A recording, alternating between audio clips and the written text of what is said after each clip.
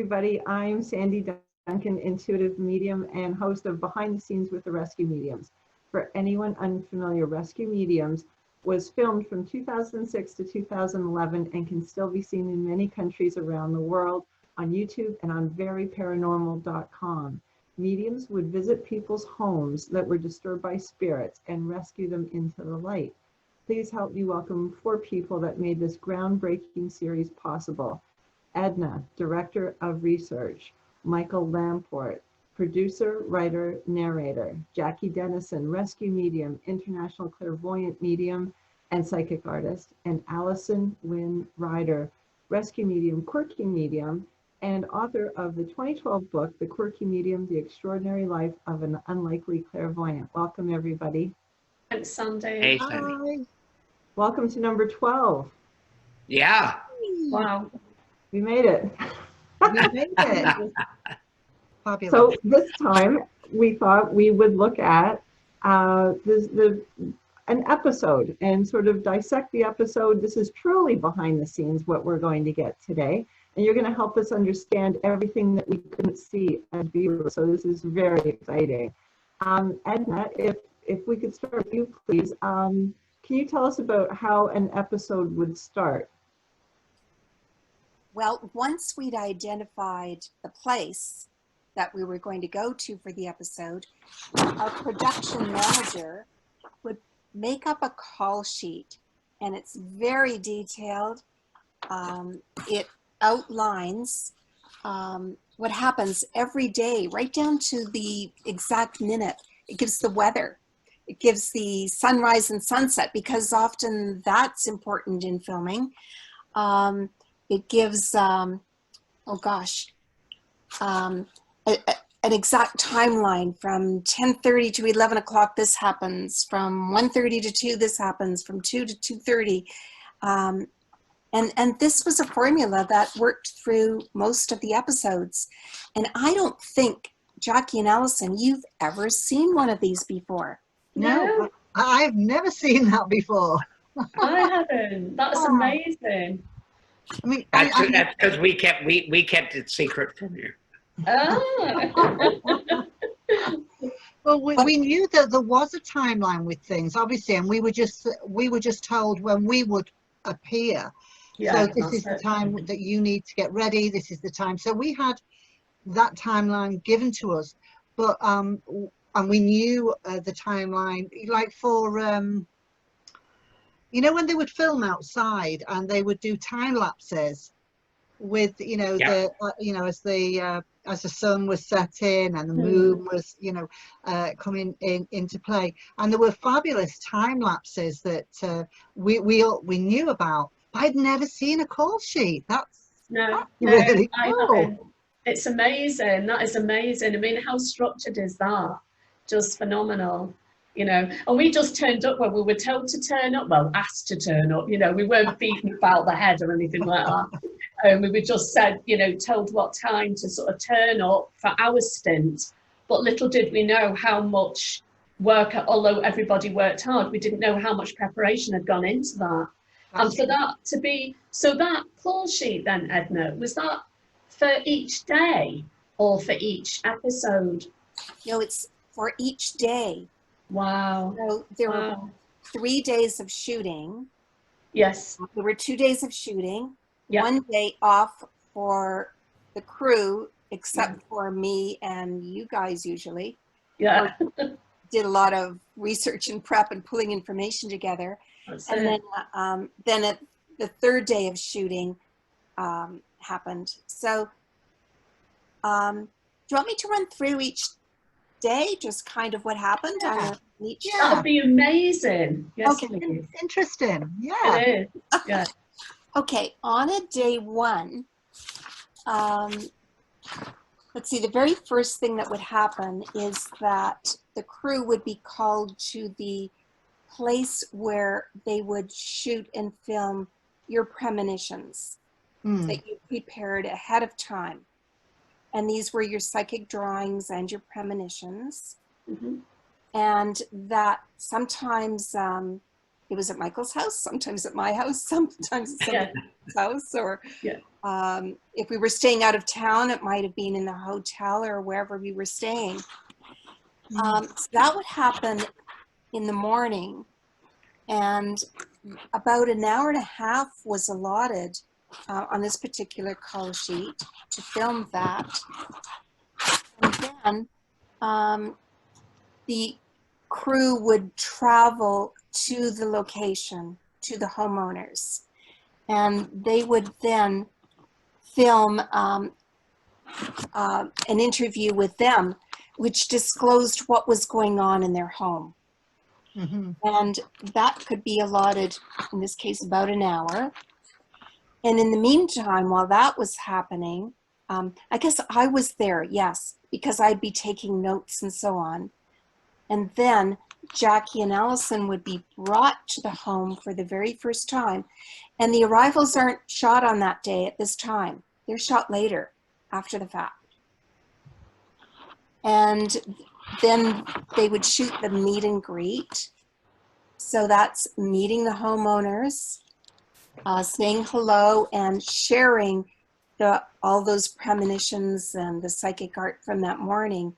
Trying not to get too much information from the homeowners, but just validation from them. Then those meet and greets, Edna, they were very spontaneous, were they not? Oh yeah. It's like when Jackie and Alison went in to a place to see the homeowner. As we know, they had no idea. So that meet and greet was very spontaneous, I think.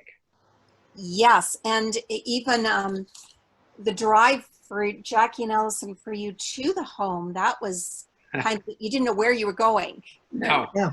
That was so much fun. I know if I ever drove you, because of course I knew the whole story of what was going on at the house, and I knew where we were going, and I had done a lot of research around the house at that point. So it was always fun for me to see expressions on the two of you. And especially if we came to a road sign and it happened to be one of your premonitions. Yeah. You passed I don't know, a banana truck, and you had a banana.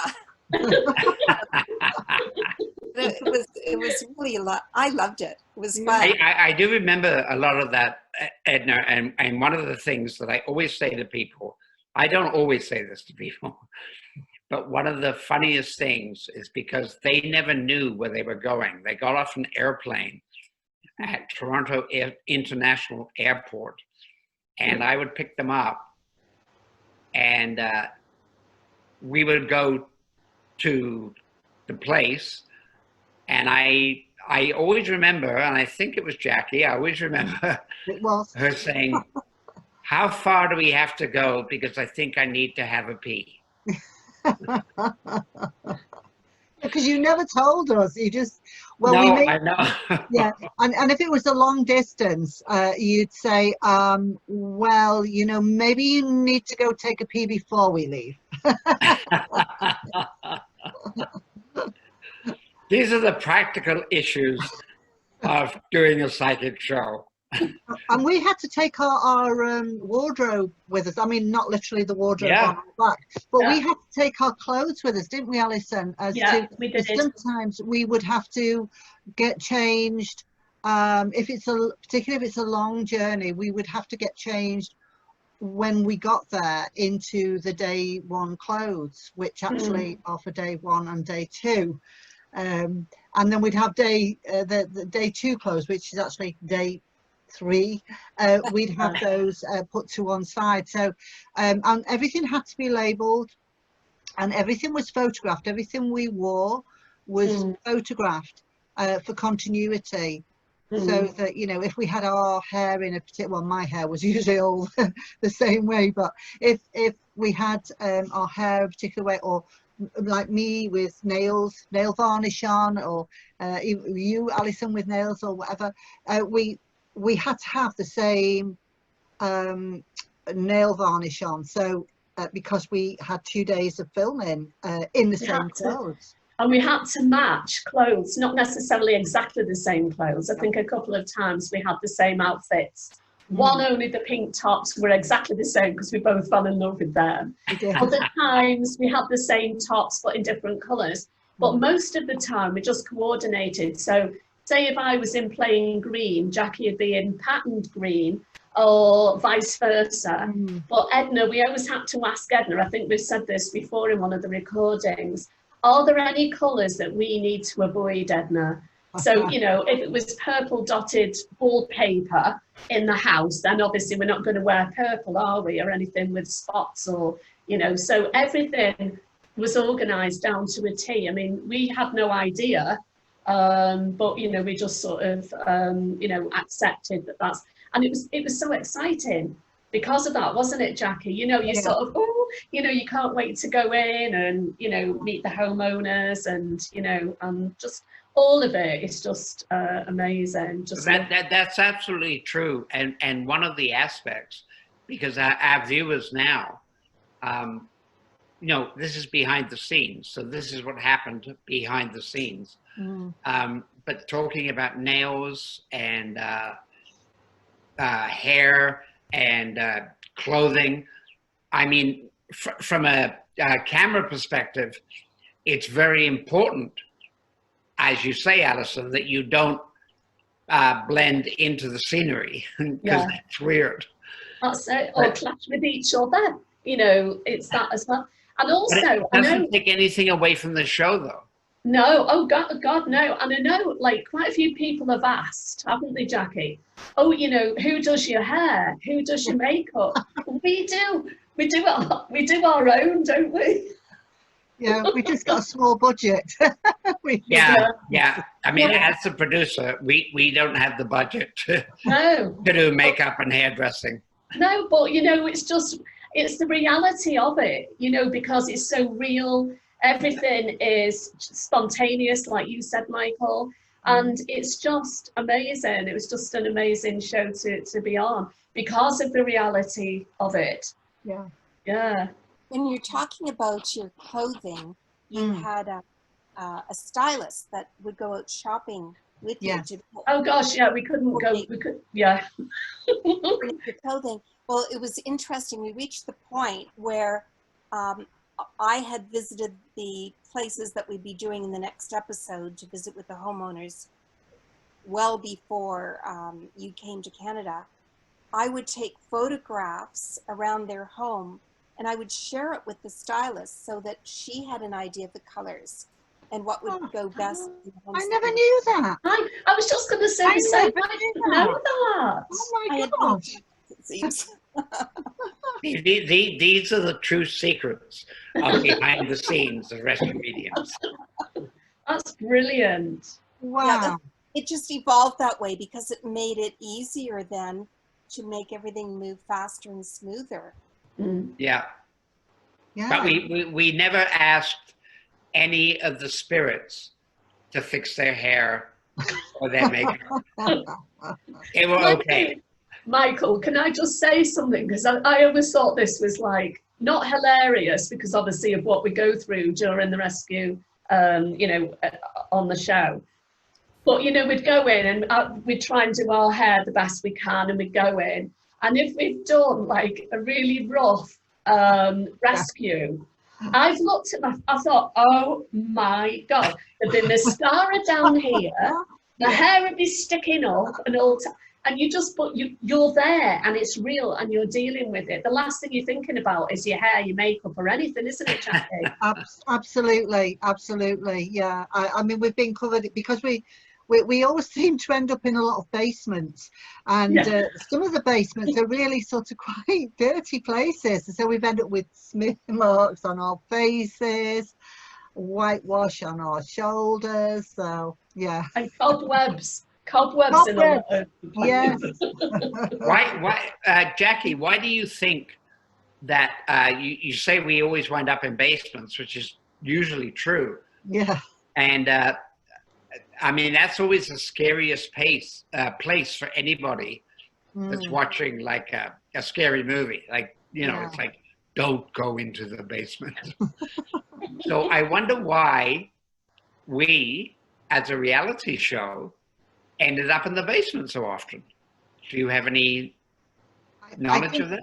Well, we always explore every part of a building that we go into anyway, because if you're dealing with a spirit who is, they know we're there and they're trying to escape us, then they're going to run wherever or fly or whatever they do. They're going to go to wherever they can to try and evade us, or even to try and scare us.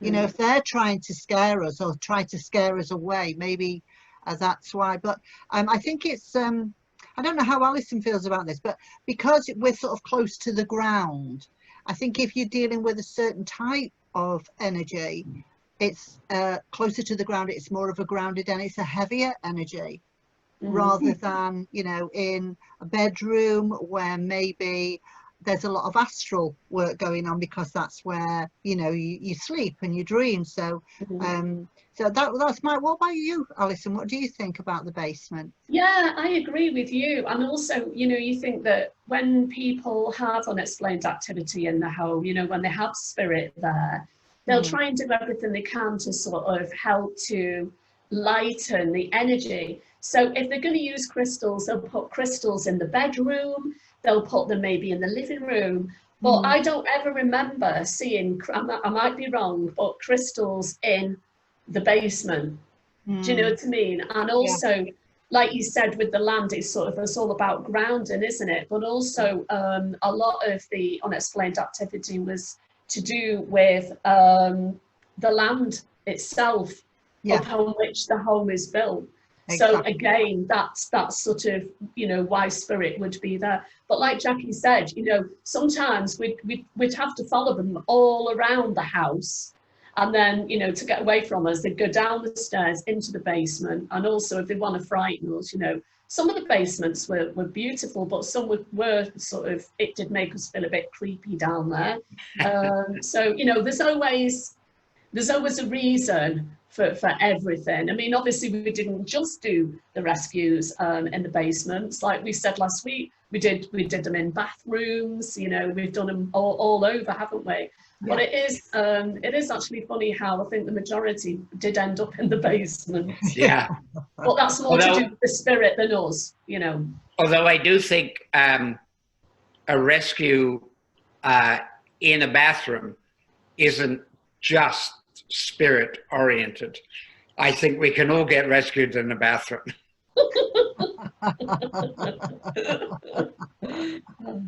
Would you like me to continue with the rest of that day one schedule? Oh, yes, please. It's quite, those days were long. At this time, you did your meet and greet from 6:30 to 8 o'clock in the evening. And then for 2 hours until 10 o'clock, they would shoot you doing your very first walk around of outside and inside the house, where you'd pick up your very first impressions. And Michael would usually take the homeowners away. Yeah. Pretty well always. Yeah. I take them out for dinner somewhere. Yeah. Yeah. So they wouldn't know at this point what you were discovering and finding out. And I think at that time you didn't open up fully, because the rescue wasn't going to happen until the next day in real time. Yeah, no, we didn't. We would, in fact, our spirit guides would sort of hold us back, sort of, because we were sort of scouting the area and seeing how it felt and seeing, trying to make a connection with spirit to get their confidence in us, so that they knew that they could trust us in a lot of cases. So yeah, we didn't open up fully. We held back a little bit until we actually felt that, okay, this is the right time now. If it happened that the rescue needed to take place right at that moment, we would go with that, even though that wasn't when the rescue was in the schedule, you know. But we've always said right from day one that if this is how it's running with spirit and we come across that, if we're in that situation, we're just going to go with it. And if it's missed for whatever reason, or it doesn't fit into schedule, Yeah. we can't do anything about that, because as fine-tuned as the schedule is, spirit don't understand schedules. Yes. Do you think, Jackie, that the spirit guides communicate with the people that you're trying to rescue, and say to them, like, hey, let's go along with this, or let's not, or whatever? I mean, are they, do you think that they communicate on the other side? They certainly try to, because it is a teamwork, and we all work together. So Alison and I, with our spirit guides as a team, will work together. So we try to get the energy right for the rescue, and our spirit guides do that from their side. So I suppose it is a bit like that, but it's not like, oh, can you just hold fire until tomorrow? It's not that kind of communication. It's, we need to get as much information as possible so that we can help completely, because it's no good doing a job, you know, and half doing it. If you're going to do a job, do it properly. No, I agree with you completely, and you're absolutely right that we can't. I mean, as the producer, you can't say like, oh, okay, spirit, that was a really great shot, but we missed a bit of it. Can we do it again? Because they just look at you and go like, I won't say the word, but they'll go like, no, you missed it.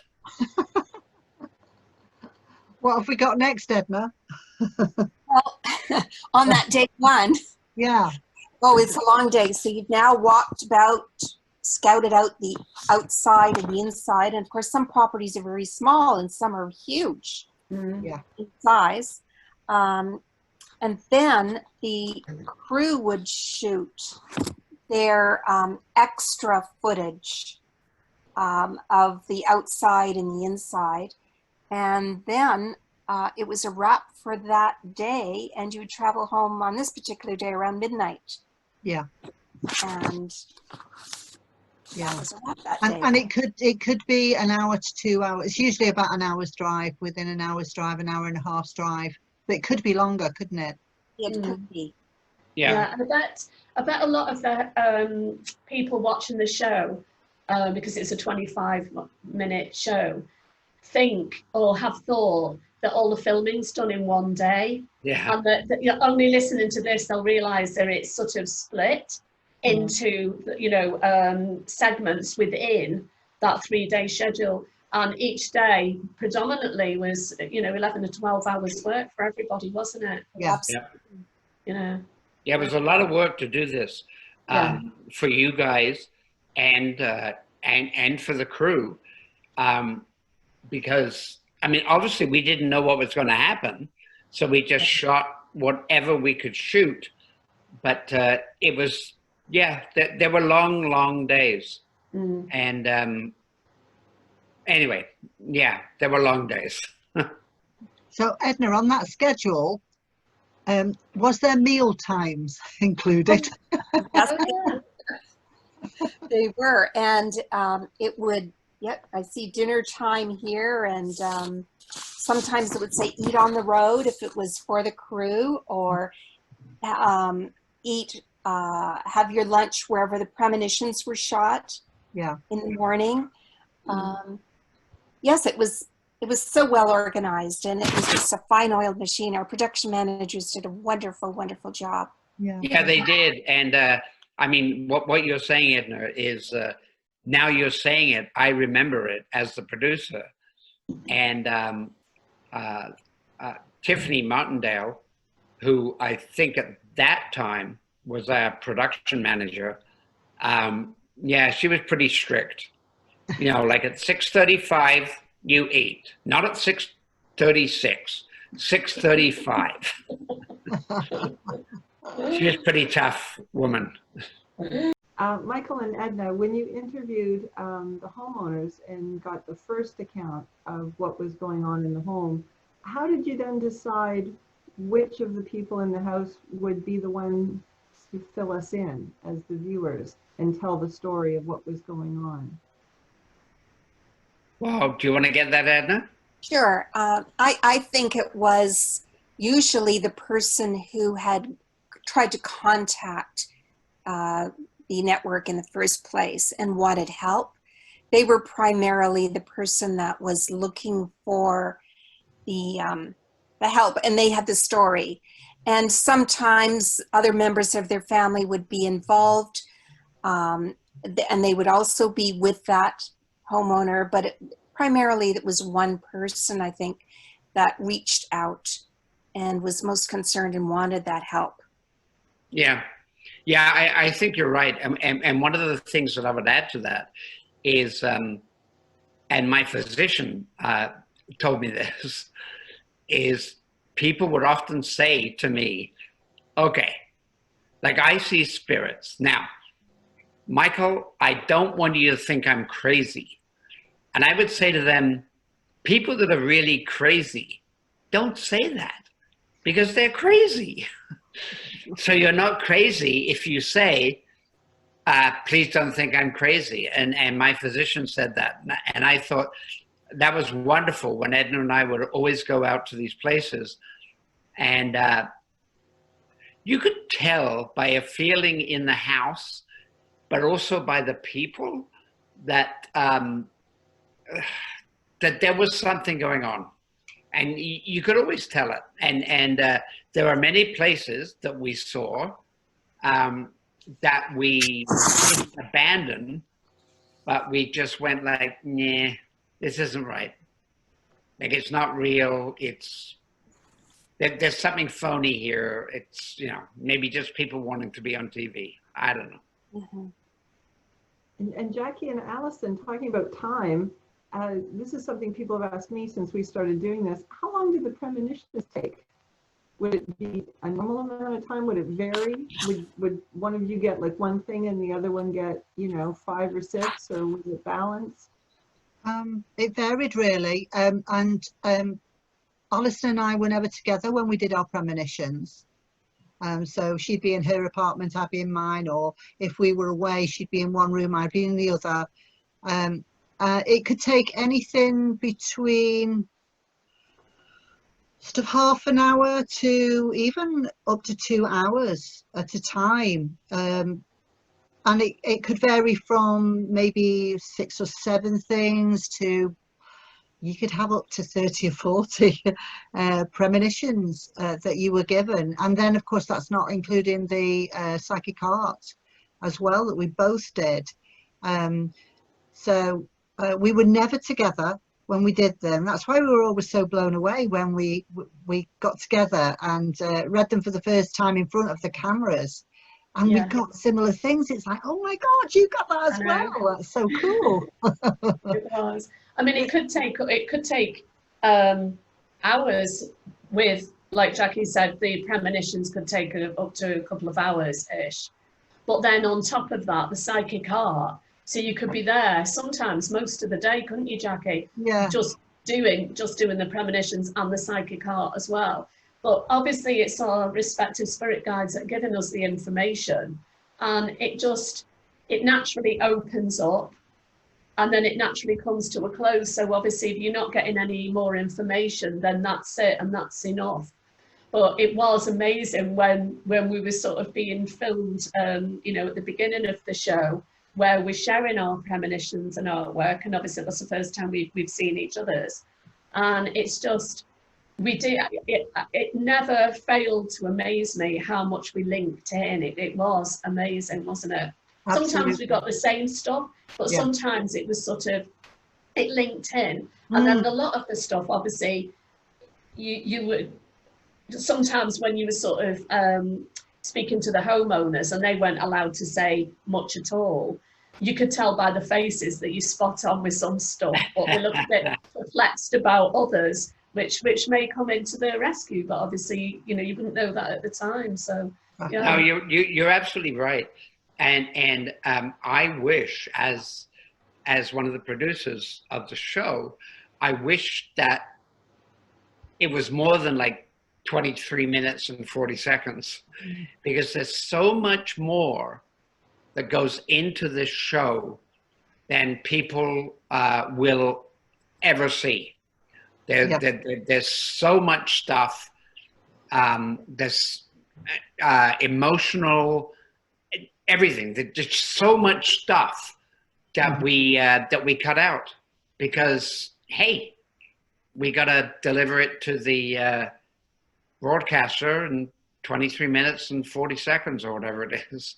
Yeah. But there's so much stuff that is so brilliant in what you guys do. When Alison and I will be watching the show, you know, because we got sneak preview of it before it went out. We'd usually watch it at your house, Michael. Yeah.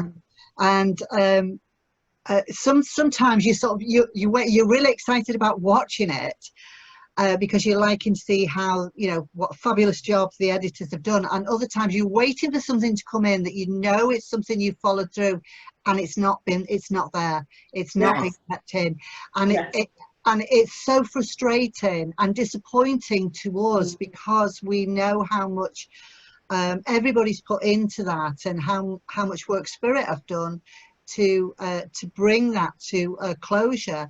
So it's frustrating, but we learned to deal with that. So although it was frustrating, we understood, you know, why it had to happen. And, well, yeah, I mean, it does have to happen. Like what I'm excited about is that what we're doing right now, the behind the scenes thing, is that we don't really have a time limit.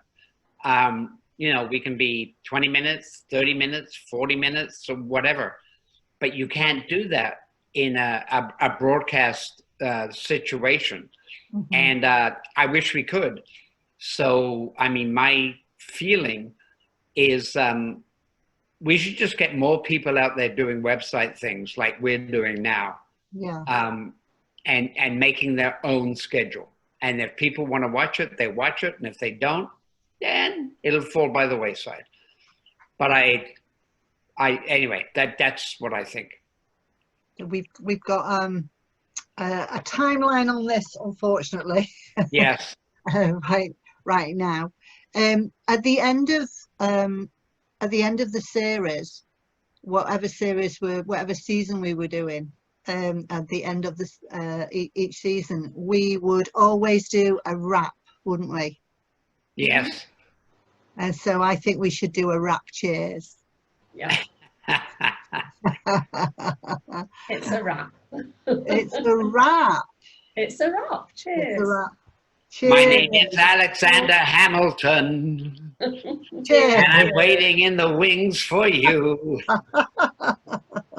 That's from the greatest rap artist of all time.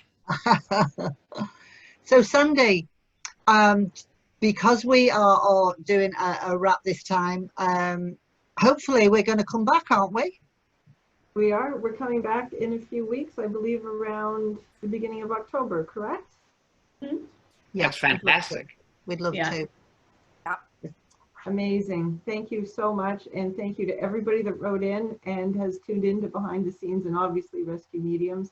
Go over and visit veryparanormal.com, get caught up on the episodes, and keep writing in your questions, because when we come back, we'll be answering those as well. Right, everybody? That's Absolutely. great, Sandy. Thank you, Sandy. Thank you, Sandy. Thanks, Cheers. everybody.